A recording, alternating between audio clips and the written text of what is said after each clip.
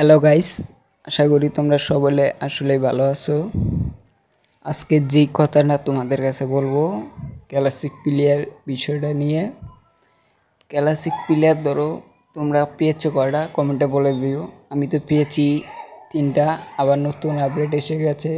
এখন আশা করছি এই 4টা প্লেয়ার আমার নেওয়ার জন্য, কারণ 4টা প্লেয়ার কিন্তু ইউনিক।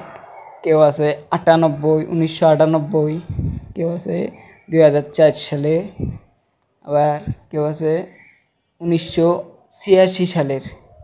আমি এই প্লেয়ারগুলো পুরনো।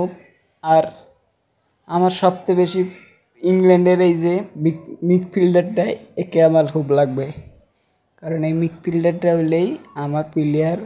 এই 4টা নিতে গেলে আমার সব মিলে প্লেয়ার হবে 10টি প্লেয়ার হবে। তাহলে গোলকিপার মিললে ধরো পরে আমি এইসবগুলোকে যদি ম্যাচ করি তাহলে আমার একটা টিম হয়ে গেল।